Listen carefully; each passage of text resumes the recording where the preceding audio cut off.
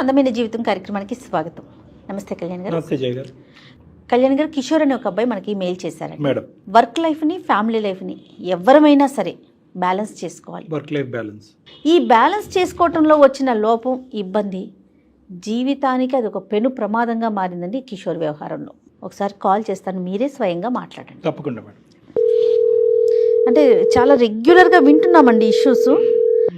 Hello hello, ఎవరండి? నమస్తే అండి కిషోర్ గారు, నేను జయానండి, సుమన్ టీవీ నుండి. నమస్కారం మేడం. నమస్తే అండి. అదే మీరు పెట్టిన మెయిల్ గురించి నేను డాక్టర్ కళ్యాణ్ గారితో చెప్పాను. నాతో పాటు డాక్టర్ గారు కూడా ఉన్నారు, ఒకసారి మాట్లాడతారా? చెప్పండి కిషోర్ గారు, మీ ప్రాబ్లం ఏంటి? సార్, యాక్చువల్ గా నేను ఒక రియల్ ఎస్టేట్ కంపెనీ కన్స్ట్రక్షన్స్ దాంట్లో మేనేజర్ గా వర్క్ చేస్తున్నాను సార్. నేను మేనేజర్. మీ వయసు ఎంత అండి? సార్, నా వయసు వచ్చి 32 సార్. పెళ్ళి ఎంతకాలం అయింది? 2 years అవుతుంది సార్ మా మ్యారేజ్ అయ్యి. తను ఏంటంటే సార్, నాకు టైం ఇవ్వట్లేదు, నన్ను పట్టించుకోవట్లేదు, నన్ను అటు తీసుకెళ్ళట్లేదు, ఇటు తీసుకెళ్ళట్లేదు అనేసి. అంటే టైం ఇవ్వకపోవటం అంటే మీ వర్క్ టైమింగ్స్ ఏంటో ఫస్ట్ చెప్పండి. వీకెండ్ లో అయినా ఇంట్లో ఉంటారా, ఉండరా? వీకెండ్స్ తో కూడా ఏంటంటే మాకు కంపెనీ ఈ ఎగ్జిక్యూటివ్ వీళ్ళతో కొంచెం ఎక్కువగా ఉంటుంది సార్. అంటే మీటింగ్స్ ఉంటాయి. వర్క్ టైమింగ్స్ ఏంటండి మీవి? పర్ఫెక్ట్ టైమింగ్ అని చెప్పలేను సార్. అంటే ఎక్కువ వర్క్ మీద టైమింగ్ ఎక్కువ ఉంటుంది. అవును సార్, అవును. పిల్లలండి? ఇంకా లేదు సార్. ఆవిడ ఏమైనా వర్క్ చేస్తున్నారండి మేడమ్? మేడం వచ్చేసి ఒక 6 months తను జాబ్ చేసింది సార్ బయట. తర్వాత తనకి ఎందుకో ఇంట్రెస్ట్ లేదని చెప్పింది. నేను దాన్ని కూడా నేనేమి పట్టించుకోలేదు సార్. తన ఇష్టానికే నేను వదిలేశాను. అంటే ఇప్పుడు టైం స్పెండ్ చేయకపోవటం అంటే ఏంటి అర్థం? తనకి ఏం కావాలో చూస్తున్నాను, తన కేర్ తీసుకుంటున్నాను, తనకి ఏం అవసరం బాగానే చూసుకుంటున్నానని నేను అనుకుంటున్నాను సార్. కానీ నాకు స్పెసిఫిక్ గా నాకు టైం ఇవ్వట్లేదు, నన్ను బాగా చూసుకోవట్లేదు అనుకుంటే సరిపోదు కదా, ఆవిడ అనుకోవాలి కదా. అంటే తనేమి ఎక్స్పెక్ట్ చేస్తుంది, మీరేమి ఇవ్వగలుగుతున్నారు? అంటే తను ఎక్స్పెక్ట్ చేసేది ఏంటంటే సార్, మోర్ టైం కావాలి, నాకు ఎక్కువ టైం కావాలి, నాకంటూ ఫీలింగ్స్ ఉంటాయి, షేర్ చేసుకోవాలని దాని మీద ఎక్కువగా తను ఫైట్ చేస్తుంది మేడం. ఇప్పుడు 2 years పాటు మీరు జరిగినటువంటి ప్రయాణంలో నేను కష్టపడుతున్నాను, అన్ని సదుపాయాలు నువ్వు అడగకముందే నీకు ఇస్తున్నాననే ఆలోచన మీదే ఉన్నారు. కానీ అసలు ఆ అమ్మాయికి ఏం అవసరం, ఆ అమ్మాయి ఏం కోరుకుంటుంది అనేది డిస్కస్ చేసే అంత టైం కూడా మీకు లేదు. కానీ మీరు ఇచ్చేది సరిపోతుందా, మీరు ఇచ్చింది కాకుండా ఇంకా ఏమైనా కోరుకుంటుందా అన్నది కూడా పసిగట్టలేనంత బిజీగా మీరు అయిపోయారు.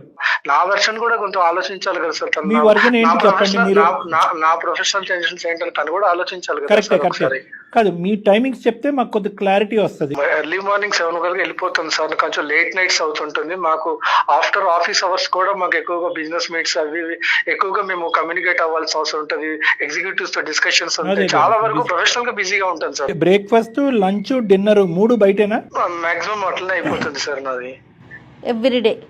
మరి ఆవిడ వండి ఆవిడే తినాలి.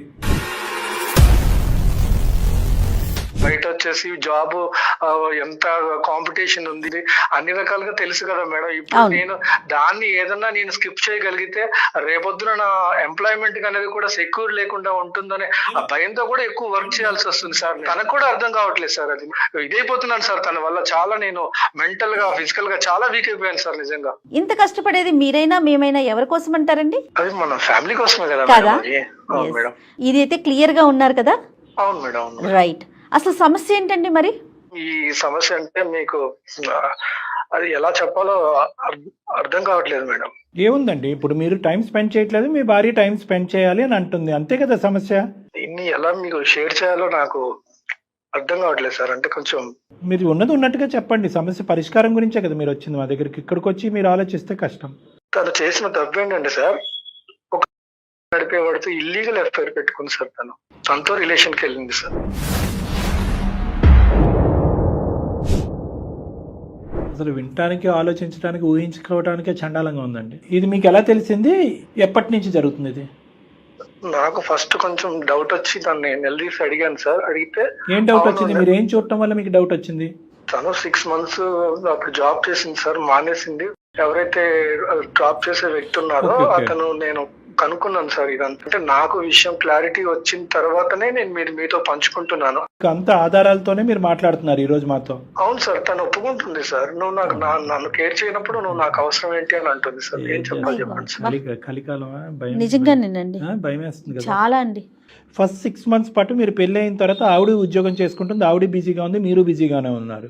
సో ఇది వంక కింద చూపెడుతూ ఆవిడ అలా కొట్టుకుపోతుందా, లేదంటే వాస్తవానికి ఇది ఒక నిజమైనటువంటి కారణం అనేది మీకు అర్థమవుతుందా? అంటే టైం ఇవ్వలే అని ప్రతి ఒక్కళ్ళు ఇలా చేస్తారా సార్? చెప్పండి సార్. లేదండి, ఇవన్నీ కూడా <1% అన్నట్టే నేను అనుకుంటున్నానండి. ఇది ఎక్కడా జరగదండి. బిజీగా ఉన్నంత మాత్రాన సంబంధాలు బంధాలు తెంచేసుకుని ఇష్టం వచ్చినట్టు అడ్డదారుల్లో పోవటం అనేటటువంటిది ఎక్కడా జరగదు. తను నిలదీస్తే తన సమాధానం ఏంటో తెలుసా సార్? చెప్పండి. నన్ను నిలదీసే రైట్ లేదు మానసికంగా అన్ని తెంచేసుకుంది అమ్మాయి అని చెప్తూ సార్. ఇంకొకటి తను అంటుంది ఎక్కువగా నువ్వు నన్ను ఈ విషయంలో క్వశ్చన్ చేస్తే సార్ నేను సూసైడ్ చేసుకుని చచ్చిపోతాను, నీ పేరు రాస్తానని చెప్పి బెదిరిస్తున్నా సార్.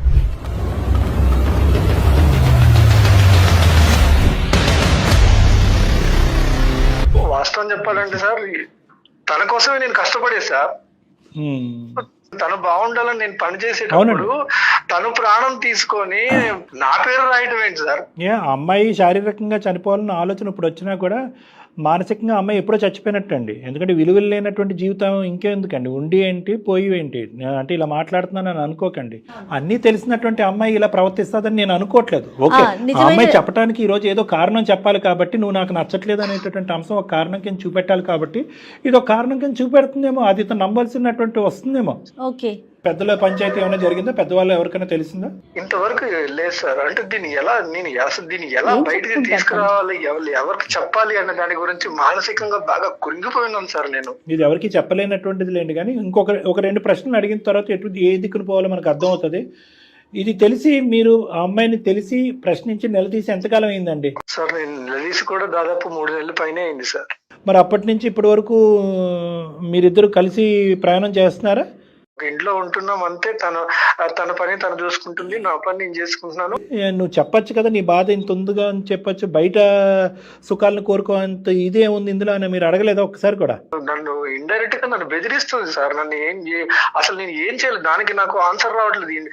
ఇప్పుడు నేను బయటికి వెళ్ళి ఇంటికి వచ్చే వరకు నాకు టెన్షన్ సార్. అసలు ఇంట్లో తను ఎలా ఉంది, నిజంగా అనుకున్నది ఏదైనా చేస్తే నా పరిస్థితి ఏంటి అని అసలు ఎంత మానసికంగా కృంగిపోయినాను సార్. అసలు ఎందుకు ఇంత పరువు తక్కువగా ఆలోచించేటటువంటి వ్యక్తిత్వం ఉండేటటువంటి భార్యని నీ పక్కన పెట్టుకుని ఇతని భార్య అన్నట్టుగా ఎందుకు ఉంచాలి మీరు?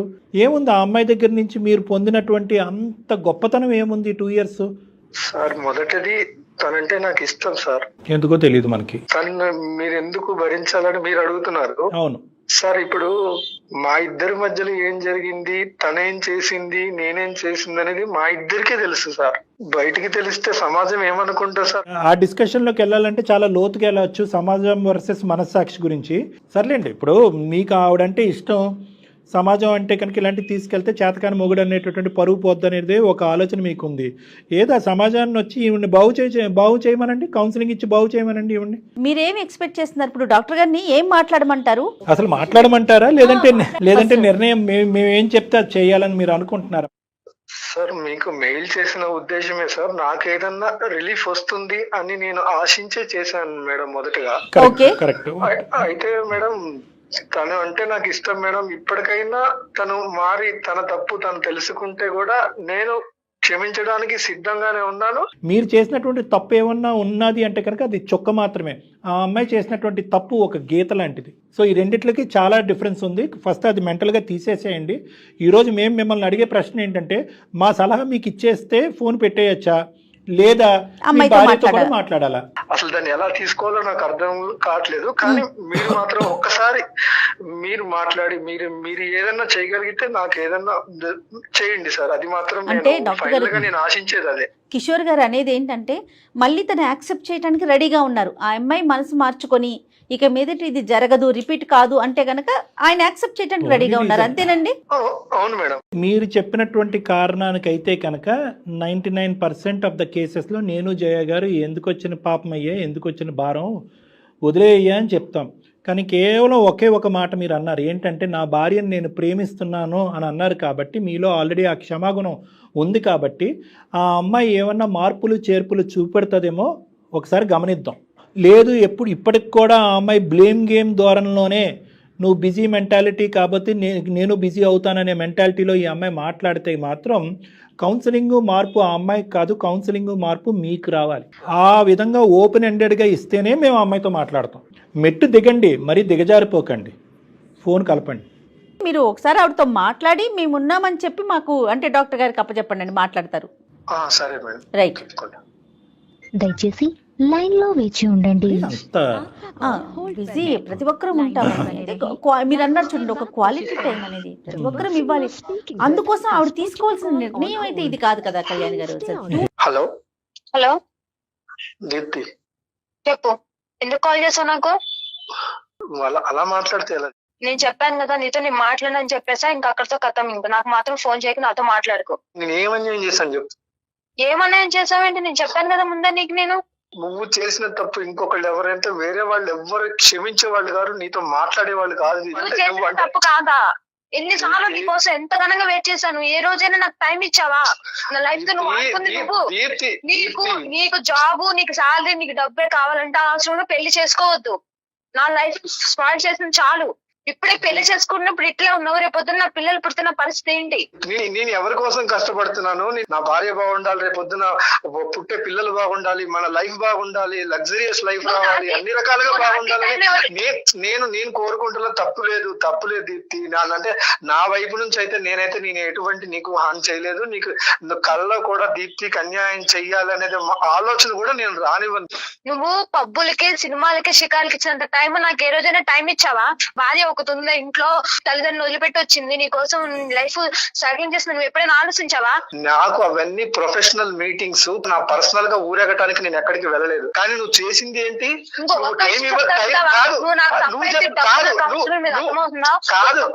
నాతో ప్రేమగా మాట్లాడు, నాతో ఉండు. నువ్వు సంపాదించే డబ్బు నాకు అవసరం లేదు. అంటే బిజీగా ఉన్న భర్తలందరికీ కూడా భార్యలు ఇలానే చేస్తారా? నేను దేనికి సమాధానం చెప్పినంత అవసరం లేదు. ఎవరైనా సరే జాబ్ చేసే పర్సన్ పిల్లలతో ఉండట్లేదా? టైం స్పెండ్ చేయట్లేదా? చెప్పు. నేను ఏదైనా ఫంక్షన్ కి వెళ్తుంటే నీ మొగుడేడమ్మా అని చెప్పి అడుగుతున్నారు. నేనేం సమాధానం చెప్పను? నాతో ఉండట్లేదు, బయట వాళ్ళతో తిరుగుతున్నా, నేను చెప్పాలి చెప్పుకోను సమాధానము. నేను ఎవరితో తిరిగా నా నేచర్ ఆఫ్ డ్యూటీ, నా నేచర్ ఆఫ్ బిజినెస్, నా నేచర్ ఆఫ్ ప్రొఫెషనల్ వర్క్ నాది డిఫరెంట్. ప్రతి ఒక్క మనిషికి ఒక్కొక్క వర్క్ లో ఒక్కొక్క లైఫ్ స్టైల్ ఉంటుంది. నన్ను అర్థం చేసుకుంటావేమనుకున్నావు, కానీ నువ్వు చేసిన పనికి సమాధానం ఏంటి? నన్ను నువ్వు మానసికంగా కృంగదీసి నువ్వు చేసిన పని సమాధానం చెప్పు. 3 నెలల నుంచి నరకం అనుభవిస్తున్నా తెలుసా నీకు? ఫైనల్ గా ఒక విషయం చెప్తున్నా నేను. కానీ నువ్వు ఎన్ని చేసినా గానీ నేను క్షమించగలుగుతున్నానంటే నువ్వు అంటే నాకు ఇష్టం కాబట్టి. సరే, తెలిసి చేసావా తెలియక చేసావా నేను దాని గురించి నేనేమో దాని గురించి పూర్తి డీటెయిల్స్ కి వెళ్ళట్లేదు. నేను దాని గురించి నేను ఇప్పుడు ఆలోచించట్లేదు. మానసికంగా చచ్చిపోయి ఉన్నాను. ఒకటే ఒక కారణంతో, ఒకటే ఒక సమాధానం ఏమైనా దొరుకుతుందని చెప్పేసి నేను డాక్టర్ గారికి వాళ్ళకి నేను ఒక్క మెయిల్ పెట్టాను.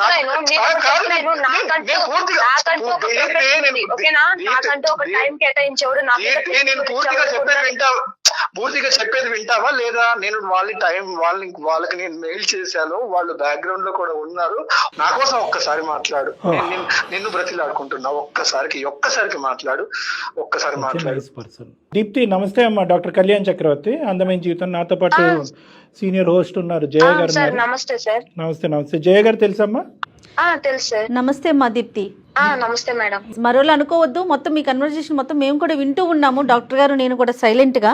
మరి ఇంత చక్కగా మాట్లాడుతున్నావు నువ్వు. మా ప్రోగ్రామ్ చూసేటటువంటి వాళ్ళు కూడా ఇటువంటి పక్కదో పడుతున్నారు అనేటటువంటిది మాకు చాలా బాధ కలిగిస్తుందమ్మా. అంటే మేము 4 పాఠాలు నేర్పించడానికి మేము ఈ కార్యక్రమం మొదలు పెడితే, నీలాంటి తెలివైన చదువుకుని ఉద్యోగం చేసేటటువంటి ఆడపిల్లలు కూడా ఇలా పక్కదోవులోకి వెళ్ళి పిచ్చి పనులు చేస్తే ఏంటమ్మా అర్థం? సార్, నేను జాబ్ చేశాను సార్. నా భర్త ఇబ్బంది పడిపోతున్నాడు, నా భర్త టైంకి తినట్లేదని చెప్పి నేను 6 నెలలు జాబ్ చేసి మానేశాను సార్ నా భర్త కోసము. ఓకే, మంచిది. నీ భర్త నీతో పాటు టైం స్పెండ్ చేయాలని ఉంటాం అనేది కరెక్టే.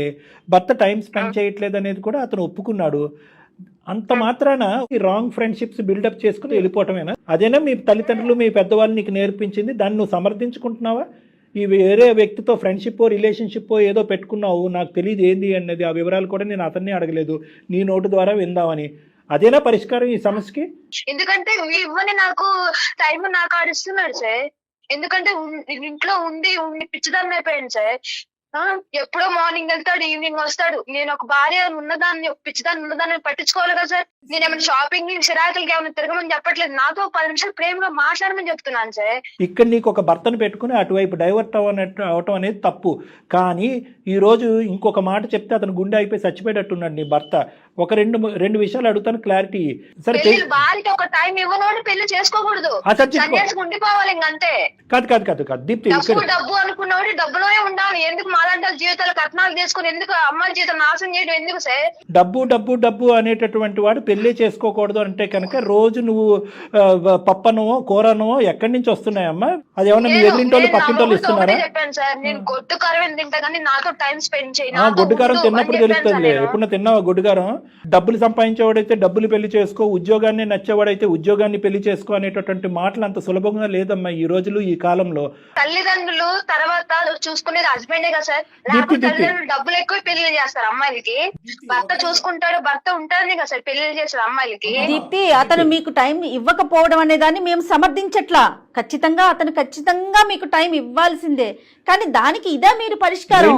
ఇది 2 చాప్టర్స్ కింద మాట్లాడుకుందాం. కొద్ది కూల్ డౌన్ అవ్వమ్మా. ఎందుకంటే ఇది నలుగురు ముందు పెట్టేటటువంటి పంచాయతీ కాదు. మీ తల్లిదండ్రుల వరకు వెళ్ళలేదు, అతని తల్లిదండ్రుల వరకు వెళ్ళలేదు. ఇది అందమైన జీవితం అనేటటువంటి ఈ వేదిక మీదే ముగించాలి అనే మంచి ఉద్దేశంతో మేము ఇక్కడ మాట్లాడుతున్నాం. 2 కాన్సెప్ట్స్ కింద మాట్లాడుకుందాం. ఒకటి టైం ఇవ్వకపోవటం, రెండోది నువ్వు సో కాల్డ్ సంబంధం పెట్టుకోవటం. ఈ 2 వేరే అంశాలు. టైం కేటాయించకపోవటం వల్ల సంబంధాలు పెట్టుకోవాలి అనుకుంటే ప్రపంచంలో ఒక్క కుటుంబం కూడా సవ్యంగా ఉండదు. ఎవరైతే కనుక నిన్ను ఎక్కించుకుని ఆఫీసులో దింపేటటువంటి ఒక వ్యక్తితో నువ్వు ఒక కనెక్షన్ పెట్టుకోవటం అనేది కరెక్టా అని మేము అడుగుతున్నాం. చేయకూడనటువంటి తప్పు ఏమన్నా చేసావా? నార్మల్ గా మాట్లాడుతాం, నార్మల్ గా ఉంటాం సార్, అంతే. రిలేషన్ అంతా కూడా ఏం లేదు సార్. వాళ్ళకి ఆల్రెడీ మ్యారేజ్, పిల్లలు ఉన్నారు సార్.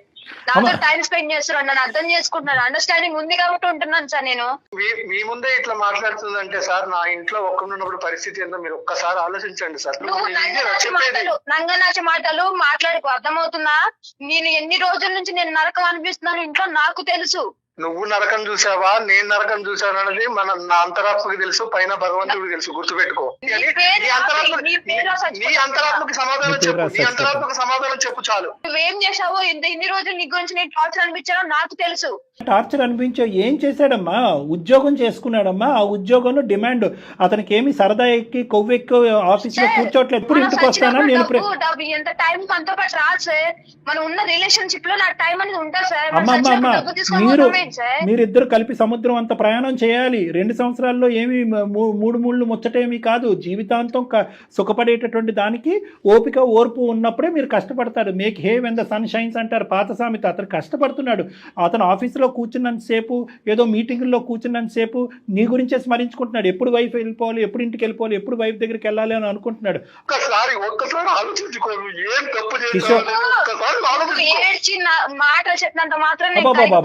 నీ మనసు కరగదులే, నీ మనసు ఎలాంటిదో మాకు తెలుసులే. కానీ దీప్తి, ఒకే ఒక మాట ఇదే. కానీ ఈరోజు కిషోర్ కాకుండా నువ్వు మాకు ఈమెయిల్ పెట్టుంటే, ఏమని ఈమెయిల్ పెట్టుంటే, సార్ మేము చాలా బిజీగా ఉంటున్నాడు మా భర్త, ఒక క్షణం కూడా నాతో టైం స్పెండ్ చేయడానికి లేదు, పని ఉద్యోగం డబ్బులు అనుకుంటూనే తిరుగుతున్నాడు, నా మొగుడు నాతో టైం స్పెండ్ చేయకపోవటం వల్ల నేను మనస్తాపం చెందాను, బాధపడ్డాను, డిప్రెషన్లో ఉన్నాను, ఒక్కసారి ఫోన్ చేసి నా భర్తతో మాట్లాడి నా భర్తను నాతో టైం స్పెండ్ చేసేటటువంటి విధంగా ఉంటే కనుక నీకు 4 కొబ్బరికాయలు కొట్టి దండం పెట్టి అతను మార్చి ఇచ్చి ఉండేవాళ్ళం.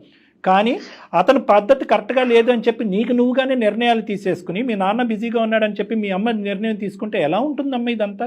వ్యవస్థ ఏమన్నా నిలబడుతుందా? సంసారాలు కాపురాలు ఏమన్నా నిలబడతాయి? మీ అమ్మ నాన్నలు పిలు, మీ ఊరు ప్రజలందరినీ పిలు. ఎవరైనా కూడా ఈరోజు కిషోర్ చేసేటటువంటిది తప్పు అని ఎవరు అనరు. నీ అంతరాత్మకు తెలుసు కిషోర్ తప్పు చేయలేదని చెప్పి. ఇప్పుడే కష్టపడాలి అనే ఆలోచనతో వెళ్ళినటువంటి వ్యక్తులు తప్పు కాదు.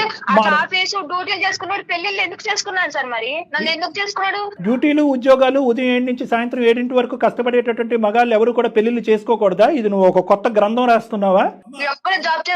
ఇందాకటి నుంచి నేను అదే మాట అడుగుతున్నాను, మళ్ళీ నేను చెప్తున్నాను. అంత వాదించవలసినటువంటి అవసరం లేదు. ఏంటి ఇందాకటి నుంచి నువ్వు బెదిరిస్తున్నావేంటి? అతని పేరు రాసి చచ్చిపోతానంటే రాసి చచ్చిపోవమ్మా. ఎవరు వద్దన్నారు? ఏమని రాస్తావు? అందులో ఏమని రాస్తావు? ఏం కథ నన్ను రాద్దాం ఇట్లా అనుకుంటున్నా? టార్చర్ పెట్టాడు, నన్ను ఇట్లా టార్చర్ ఏ టార్చర్ పెట్టాడు? అదే వివరించాలి కదా. ఆ? నువ్వు టార్చర్ అంటే ఏ విధంగా హింస పెట్టాడు, ఏ విధంగా టార్చర్ పెట్టారు? కర్రతో కొట్టాడా, కత్తితో కోసాడా, తాగొచ్చి తందనాలు ఆడాడా, ఏం చేశాడు? భార్య అక్రమ సంబంధం పెట్టుకుని ఇంట్లోంచి బయట పారిపోతే కనుక నేను అక్రమ సంబంధమే అంటానమ్మా. నువ్వు చెప్పినటువంటి దాన్ని ఈ విధంగా సమర్థించుకుంటూ అతను టైం స్పెండ్ చేయట్లేదు కాబట్టి నేను నాది ఇలా నడిపిస్తున్నాననే మాటని, ఆ వాదన నేను అస్సలు విన్ను. నీకు ముందు నుంచే ఆ అబ్బాయితో సంబంధం ఉంది, నీకు ముందు నుంచే ఆ అబ్బాయి అంటే అట్రాక్షన్ ఉంది కాబట్టి నువ్వు వెళ్ళిపోయావు అనేటటువంటిదే మాట్లాడతాను. నువ్వు నీ బ్యాడ్ హ్యాబిట్స్ మానుకోవటం గురించి ఈ అబ్బాయిని వర్క్ కట్ చేసుకోమంటాం అనేది అసలు ఎవరు సమర్థించరు. సార్ నా భర్తని పెళ్లి చేసుకున్న కాడ నుంచి నా భర్త తప్ప ఏ ఎవరిని నేను అట్లా అనుకోలేదు సార్. Right, okay. వీడి గురించి ఆలోచించి టైం అంతా పెట్టి పిచ్చిదానిలాగా ఉండ్లో ఎప్పుడు వస్తాడని చెప్పి కడుపులు కాచుకొని కళ్ళతో ఎదురు చూసిన రోజులు ఉన్నాయి సార్. ఓకే, నువ్వు ఒక డిప్రెషన్ లో ఈ పని చేసావు అంటే కనుక అతనితో మేము మాట్లాడటానికి ఒక అవకాశం ఉంది. నా భర్త కరెక్ట్ గా ఉండి నాతో టైం స్పెండ్ చేస్తే నాకు ఓకే సార్. అంటే ఏంటమ్మా ఓకే అంటే? ఓకే అంటే నేను కరెక్ట్ గా ఉంటాను సార్, తనతోనే ఉంటాను. నీ భర్త మారాలి అనేటటువంటి మాట ముందు ఫస్ట్ నేను మారుతాను సార్, నేనేదో తెలియక ఒక డిప్రెషన్లో నాకు ఒంటరితనం వల్ల బాధపడుతూ ఏం చేయాలో తోచక ఒక అనవసరమైనటువంటి అట్రాక్షన్కి నేను లోనయ్యాను అనేది ఫస్ట్ నువ్వు నీ వైపు నువ్వు వేలెత్తి చూపెట్టుకుని మాట్లాడితే కనుక తర్వాత మిగతా అంశం మాట్లాడతాను. నువ్వు చేసింది తప్పా కాదా? ఆమెకు పశ్చాత్తాపం కనపడలేదు సార్, ఇప్పటికీ ఆమెకు పశ్చాత్తాపం లేదు. తప్పు చేశానని ఈ రోజు కూడా ఒప్పుకోలేకపోతుంది సార్. నాతో నీ భార్యతో నేను కరెక్ట్ గా ఉంటాను, నా భార్యకు ఒక టైం ఇస్తాను, నా భార్యతో ఉంటాను. నువ్వు చెప్పావా కట్టుకున్న మొగుడివి, పిల్లం ఉంటుంది, పిల్లంతో టైం స్పెండ్ చేయాలి, తనకంటూ కోరికలు ఉంటాయని చెప్పి అమ్మా ఒకటి కిషోర్, ఇది 4 గోళ్ల మధ్యన నలిగేటటువంటి అంశం కాబట్టి నువ్వు ఇలాగా ఈ విధంగా ఇంత గంభీరంగా ఇంత ఘాటుగా మాట్లాడుతున్నావు. కానీ ఇంకొక 10 మంది మీ అమ్మ నాన్న అటు ఇటు ఉంటే కనుక 2 చెంపలు వాయిస్తారు నీకు. ఇప్పటికైనా మారేటటువంటి అవకాశాన్ని ఆలోచించుకో. ఒకే ఒక మాట నేను అంటున్నాను, అతను ఎలా మారుతాడు, ఎంత నీ టైం స్పెండ్ చేస్తాడు అనేటటువంటిది తర్వాత మాట్లాడదాం. ఇందాకటి నుంచి చెప్తున్నాను, ఈ 2 వేరే వేరే అంశాలు. ఒక చొక్కా వర్సెస్ పెద్ద గీత అని అన్నాను. నువ్వు చేసినటువంటిది ముమ్మాటికి తప్పు, నేరం. నీ మనసాక్షి మీద చెయ్యేసుకుని నువ్వు చేసింది ముమ్మాటికి తప్పా కాదా? తప్పేనా? తప్పు. ఓకే, ఇప్పుడు ఒకటైతే నువ్వు చెప్పావు అతనితో ఏదో రిలేషన్షిప్ ఏమీ లేదు, అతను నాతో మాట్లాడేవాడు, నేను అతనితో మాట్లాడాను. అక్కడ వరకు నీ క్యారెక్టర్ అనేటటువంటిది చాలా పదిలంగా ఉంది, అన్నిటికంటే ముఖ్యమైన అంశం. ఈ తప్పుకి పరిష్కారం ఏంటమ్మా? ఏ విధంగా నువ్వు కిషోర్ని క్షమాపణకు అడుగుదామని అనుకుంటున్నావు? ఫస్ట్ అది చెప్పు. నువ్వు తప్పు చేసావా అనేది 3 నెలలు బట్టి కిషోర్ నీ వెంట పడుతున్నాడు. ఒక్కసారైనా అవునండి నేను తప్పు చేశాను, నన్ను క్షమించండి, కానీ మీరు కూడా ఇలా మారండి అని అనుంటే అసలు మా వేదిక ఎందుకు? నువ్వు చేసినటువంటి పన్నే సమర్థించుకుంటున్నావు. ఆఖరికి ఈ కాల్ మొదలయ్యి 1 గంట అయింది, నిన్నే నువ్వు సమర్థించుకుంటున్నావు. ప్రపంచంలో ఏ స్త్రీ కూడా సమర్థించుకోదు, నువ్వు సమర్థించుకుంటున్నావు. తప్పది. ఫస్ట్ నా భర్త కరెక్ట్ గా ఉంటే నేను బయటకు వెళ్ళేదాన్ని కదా. అతనితో మాట్లాడు. నేను మారుతాను సార్, ఫస్ట్ నేను చేసిన తప్పులన్నీ ఒప్పుకుంటాను సార్ నా భర్త ముందు. భర్త ముందేటి? భర్త నీ ముందే ఉన్నాడు, మాట్లాడు, నీ భర్తతో మాట్లాడు. నేను ఇన్ని రోజులు నేను తప్పు చేశాను కాబట్టి నా మనస్ఫూర్తిగా చెప్తున్నా, ఇప్పటి నుండి నా నుండి ఎటువంటి మిస్టేక్స్ కానీ ఎటువంటి తప్పు కానీ జరగదు. ఇప్పటి వరకు నేను కరెక్ట్ గా ఉంటాను.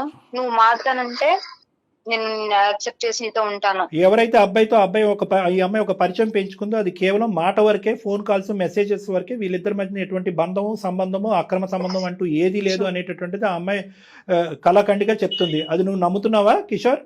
నేను నమ్ముతున్నాను సార్.